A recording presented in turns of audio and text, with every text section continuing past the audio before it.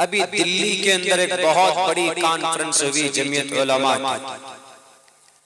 हमारे उस्ताद मोहतरम हजरत मौलाना अरशद मदनी दामत बरकातुहुम तिरमिजी हमने उनसे पढ़ी है और मौलाना महमूद मदनी उस प्रोग्राम के सालार थे। वहां पर कुछ बातें ऐसी आई, तहकीकी बात हजरत मौलाना अरशद मदनी ने की तो कुछ लोगों को वो बात बुरी लगी और टीवी पर डिबेट शुरू हो गया, झगड़ा। सारे लोग बोलने लगे कि मौलाना ने ये कहा है कि दुनिया का सबसे पुराना मजहब कोई है, इस्लाम है। हालांकि इस्लाम और कुरान 1450 साल पहले नाजिल हुआ है, तो पुराना मजहब इस्लाम कैसे हो गया?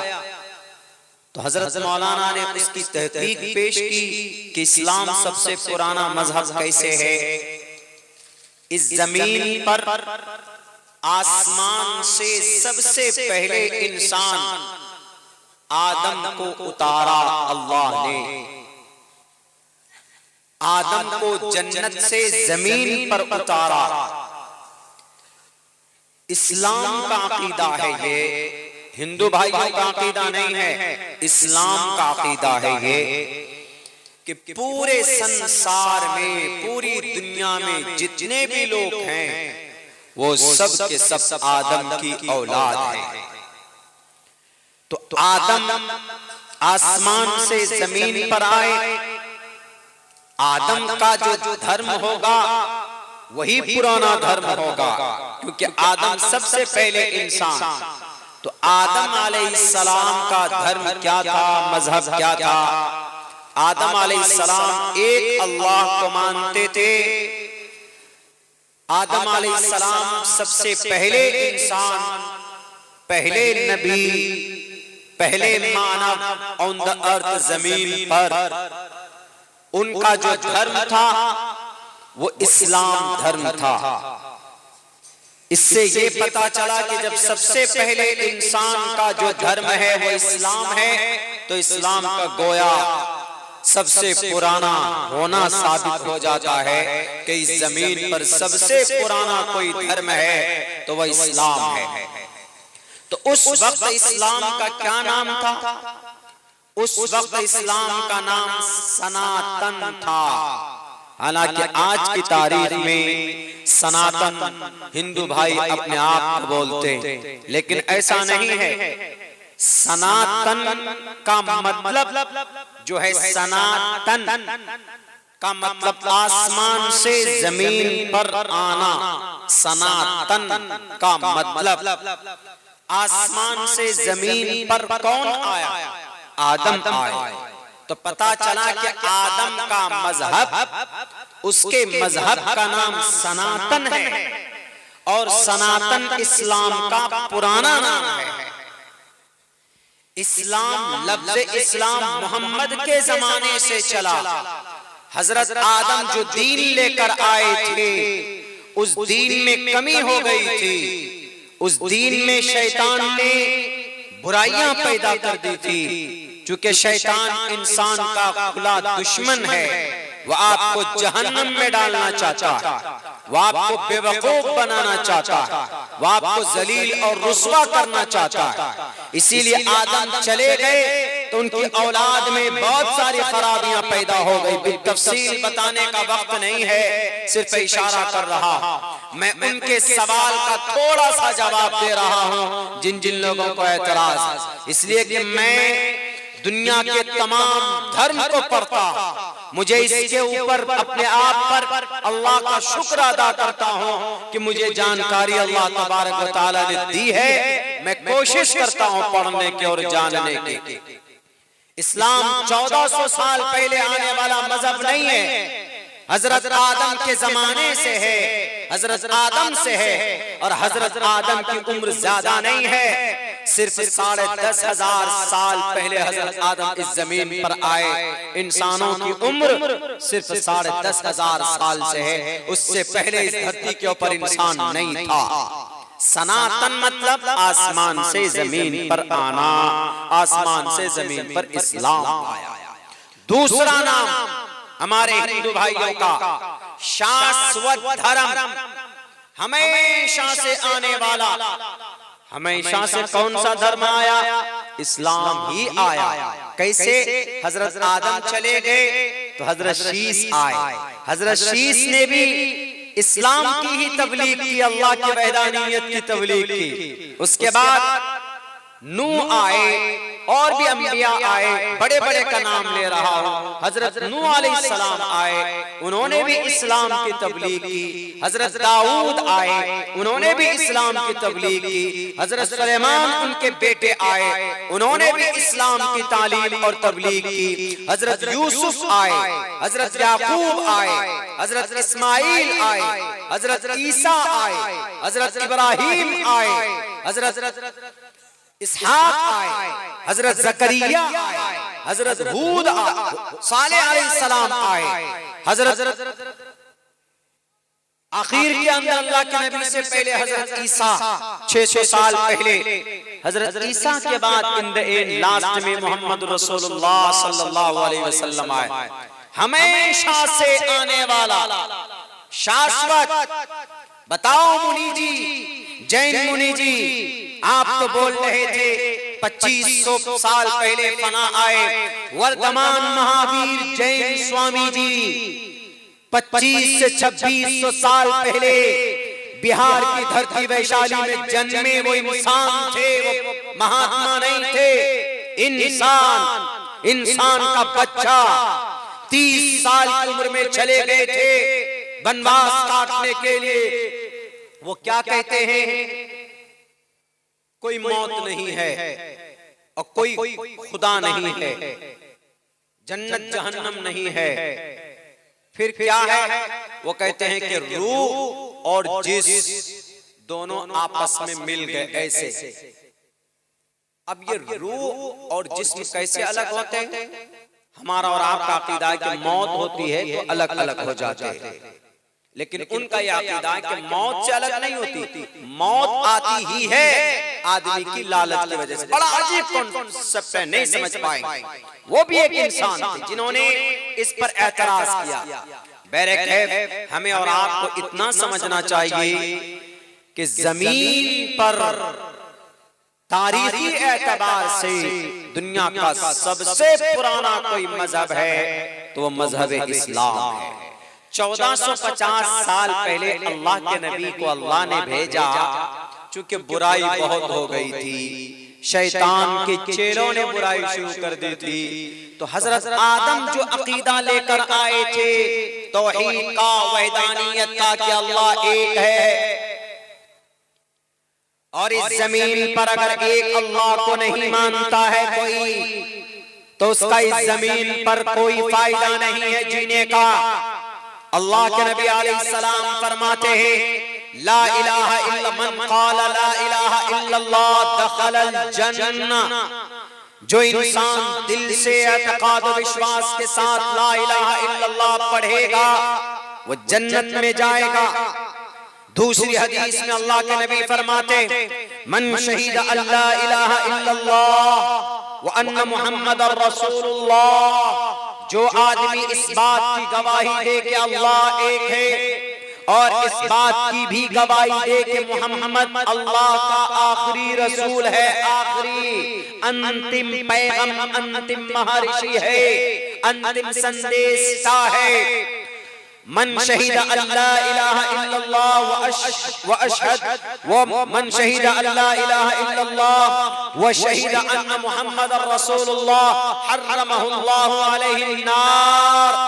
जो आदमी एक अल्लाह और अल्लाह के नबी के आखिरी होने की गवाही दे तो जहन्नम की आग उस शख्स के ऊपर हराम हो जाती है। ये अल्लाह के नबी अलैहिस्सलातु वस्सलाम का फरमान।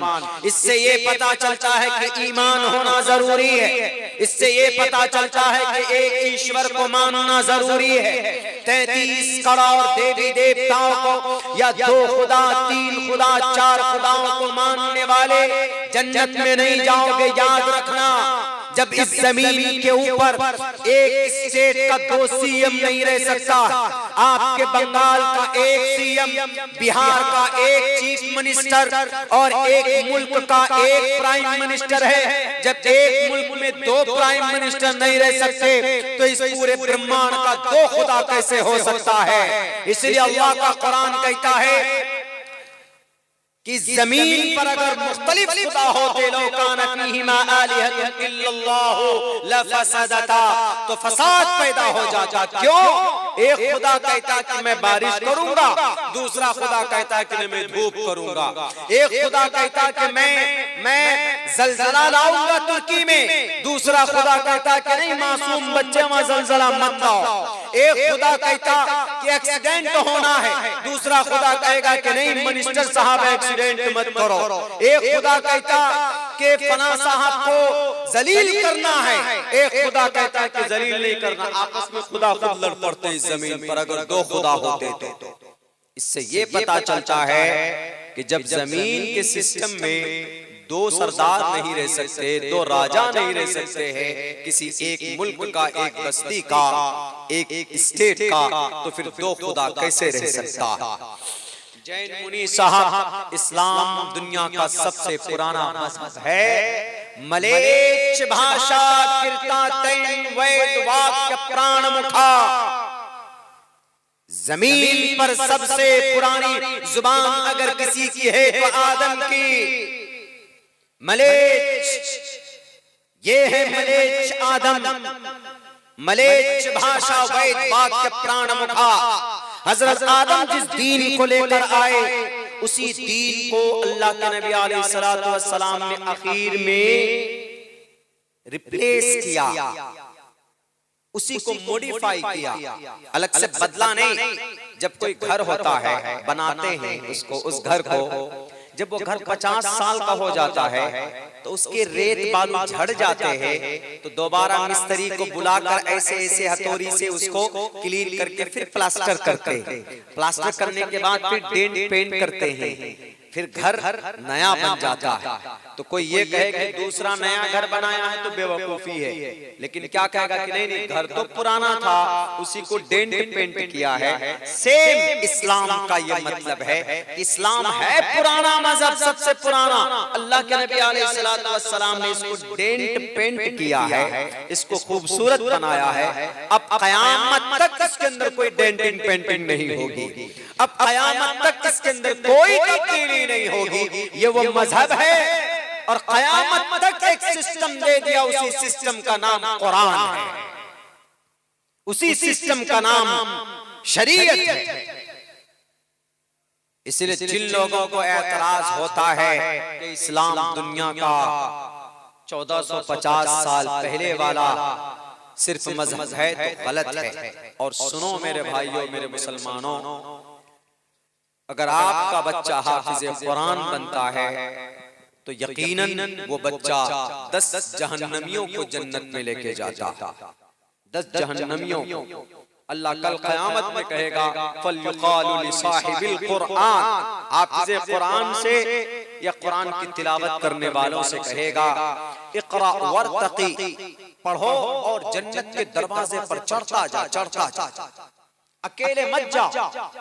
10 आदमी को लो अपने खानदान का, अम्मी अब्बा को लो अपने खानदान का, अपने उस्ताद को पकड़ो जिन पर जहन्नम जरूरी हो चुकी कि जहन्नम में जाएंगे, लो अपने। ये हाफिज़े कुरान का सम्मान है। दिखने में ऐसा लगता है कि क्या होगा, कुछ नहीं, इसलिए अपने बच्चों को हाफिज़े कुरान बनाइए। बच्चे को हम लोग पढ़ाते नहीं, वही बच्चा बिगड़ कर हमारा वैलेंटाइंस डे मनाता है।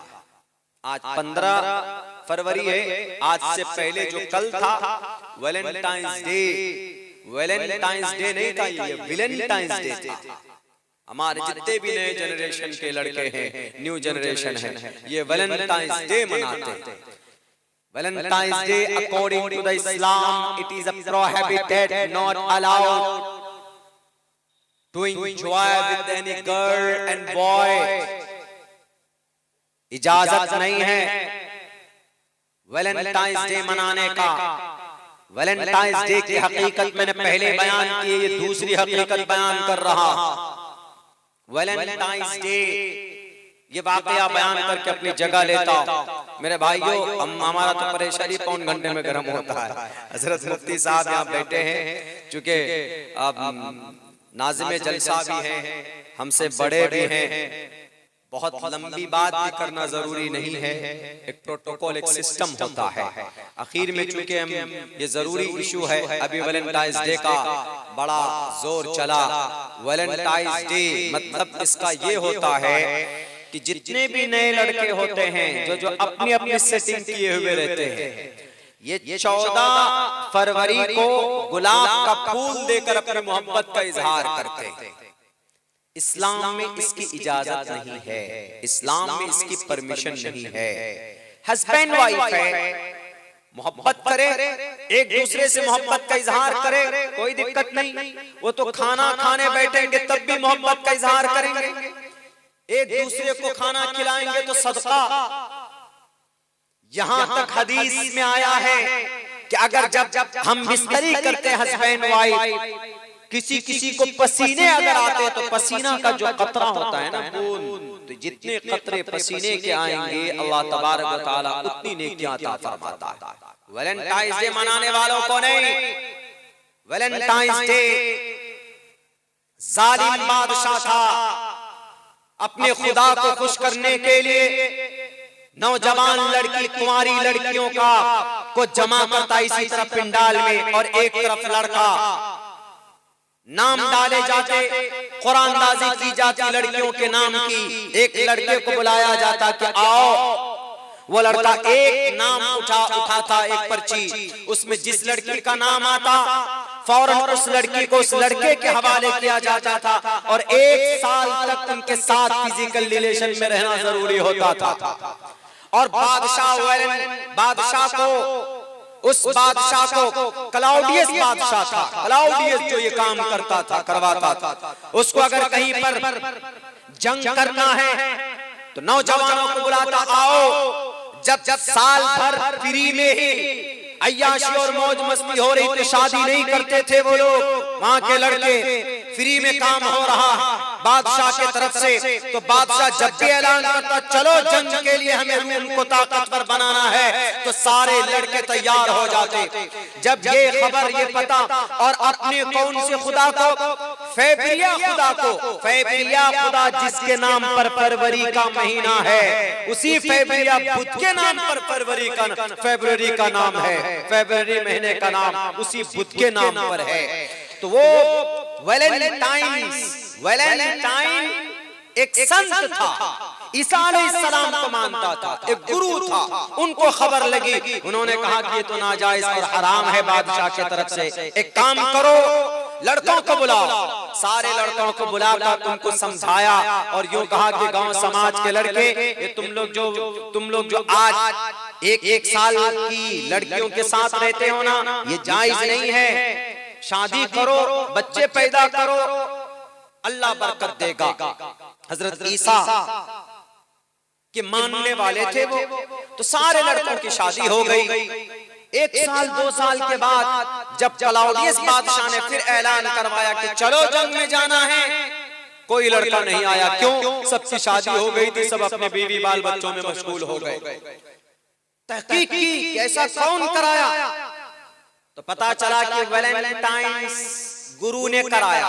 वैलेंटाइन गुरु ने कहा कि उस गुरु को बुला कर लाया और ये कहा कि आज के बाद कोई शादी नहीं करेगा, अगर कोई शादी करेगा तो फांसी पर लटका दिया जाएगा। और उसके इस जुर्म में वैलेंटाइन गुरु को जेल में डाल दिया। जेल में गया क्लाउडियस के जेल में, तो क्लाउडियस की बेटी जूलिया, वो खुद वैलेंटाइन के साथ उसको इश्क मोहब्बत हो गई, मोहब्बत उससे हो गई। क्लाउडियस को पता चला तो क्लाउडियस ने कहा अपने उस गुरु से, वैलेंटाइन से, कि तुम मेरी बेटी को छोड़ो या मेरे मजहब को अपनाओ। उन्होंने कहा कि तुम्हारे मजहब को नहीं अपनाओ। कहा नहीं अपनाओगे तुमको फांसी पर लटका देता हूं। तो उसी दिन 14 फरवरी को वैलेंटाइन को सूली पर लटका दिया गया और उन्होंने एक लेटर लिखा अपनी गर्लफ्रेंड को, जूलिया को, यूं कहा कि फ्रॉम योर वैलेंटाइंस, यानी तुम्हारा लवर, तुम्हारा दोस्त आशिक वैलेंटाइंस के तरफ से ये लेटर है। मोहब्बत को जिंदा रखना, कभी इसको रुसवा मत होने देना। तो वही मोहब्बत को जिंदा रखने के लिए आज हमारे नौजवान लड़के गुलाब का फूल लेकर अपने अपने गर्लफ्रेंड के सामने घुटने टेक कर कहते हैं कि मैं तुमसे मोहब्बत करता। इस्लाम के अंदर मोहब्बत का इजहार शादी के बाद है, निकाह के बाद। निकाह से पहले किसी को घूर कर देखना, गौर से देखना, इस्लाम में इसकी इजाजत भी नहीं है। वैलेंटाइंस डे मनाना तो दूर की बात है। इसलिए मेरे नौजवानों, मेरे साथियों, इस्लाम बदनाम होता है हमारे आमाल बद की वजह से। अभी एक बाबा ने कहा कि इस्लाम का मतलब नमाज पढ़ो, बाकी जो मन में आए वो करो। समाज की बेटी को उठाओ और उसके साथ शादी रचाओ। झूठ बोलकर क्या जायज है?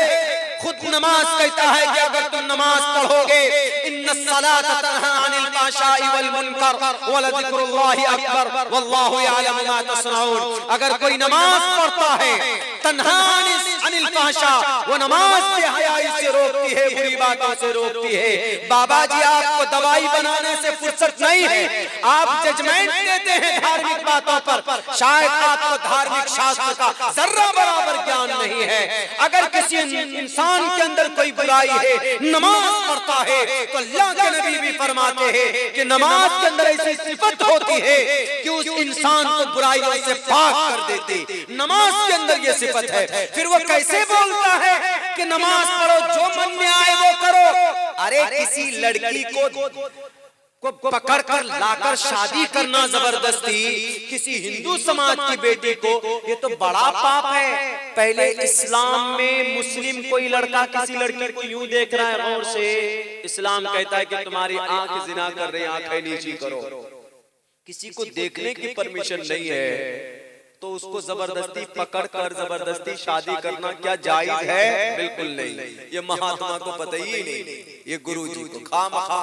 तो बहरकैफ हमें ये कहना है कि हमारे अमाल से बहुत कुछ जज किए जाते हैं। हमारा अमाल अच्छा होना चाहिए।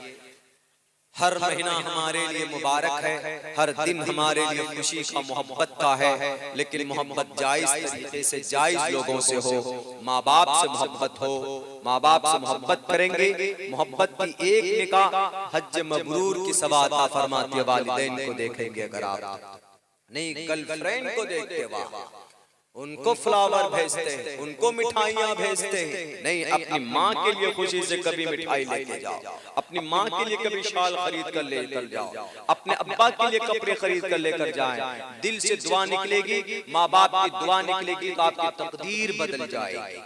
इसलिए आज से अहद करो मेरे नौजवानों, मेरे साथियों, जो भी बातें कही गई है इस मंच से, अच्छा ज़लज़ले के सिलसिले में हजरत फिर वो लंबी हो जाएगी, देखिए, चूंकि ज़लज़ला का बड़ा वो होता है।